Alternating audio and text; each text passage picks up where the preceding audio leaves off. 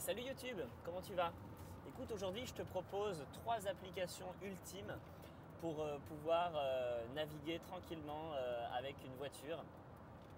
C'est-à-dire en utilisant Google Maps, en utilisant Velociraptor et en utilisant CamSam, qui sont 3 applications pour moi aujourd'hui indispensables à chaque fois que je prends la route. Alors comme tu le vois en arrière-plan, donc on a CamSam qui m'indique notamment qu'il y a des travaux et je peux dire que c'est le cas ou que c'est pas le cas en appuyant sur un pouce vert ou un pouce rouge. Cette application, elle sert avant tout à signaler les radars, donc les radars fixes. Donc c'est vraiment pratique parce qu'ils sont tous référencés sur une carte et les cartes sont mises à jour. Alors il y a une version gratuite et une version payante. Moi j'ai fait le choix d'acheter la version payante. Et un des avantages majeurs qu'a cette application, c'est qu'elle peut tourner en arrière-plan. C'est-à-dire que tu peux être sur Google Maps tout en ayant CamSam d'activer en arrière-plan. Et donc du coup, ça te permet, s'il y a des radars, l'application elle vient en premier plan à ce moment-là, avec plusieurs bips ou la voix d'une femme qui te dit radar fixe à tant de mètres. Ensuite, on a Velociraptor. Alors Velociraptor, c'est l'application qui a sur la gauche, qui est symbolisée par les deux petites boules. Donc on voit que la limite de vitesse est à 130 km/h et que là je suis à peu près à 108 km/h.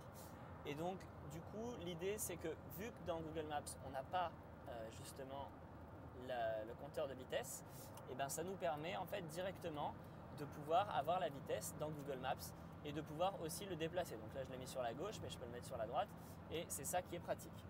Donc du coup Velociraptor va me faire un petit bip si je dépasse la vitesse autorisée et si j'ai pas un véhicule justement qui me propose les régulateurs de vitesse etc. comme c'est le cas de mon véhicule, c'est vachement pratique parce que du coup ça me permet d'avoir de la vigilance si je dépasse la limite de vitesse par faute d'inattention ou parce que la route est un petit peu en descente.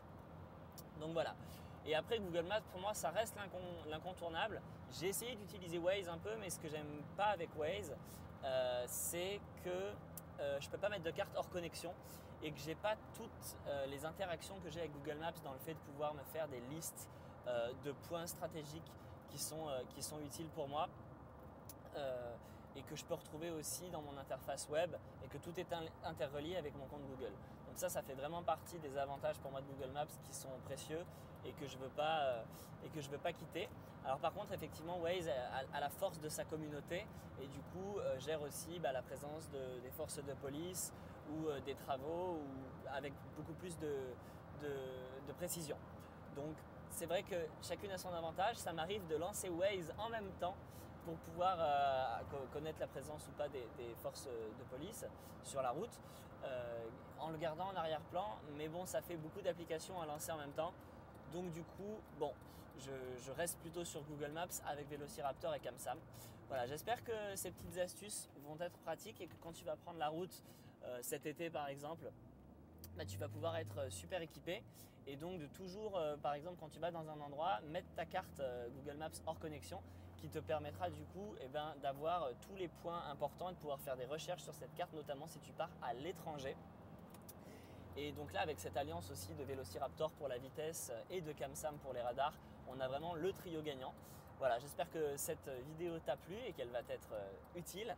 En attendant, je t'invite à t'abonner à la chaîne YouTube Numéricoach pour découvrir les futures vidéos qui te seront envoyées par mail. Tu peux également cliquer sur la petite cloche pour être notifié quand nous sortirons une prochaine vidéo.